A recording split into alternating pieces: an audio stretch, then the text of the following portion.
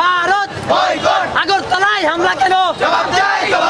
আগরতলা দিল্লি না ঢাকা, দিল্লি না ঢাকা, আজাদি ভারতের বিরুদ্ধে ভারত ভারতীয় পণ্য, ভারতীয় পণ্য। যে সকল মন্দির হিন্দুদের উপর হামলা আছে সব ষড়যন্ত্র আছে আমাদের।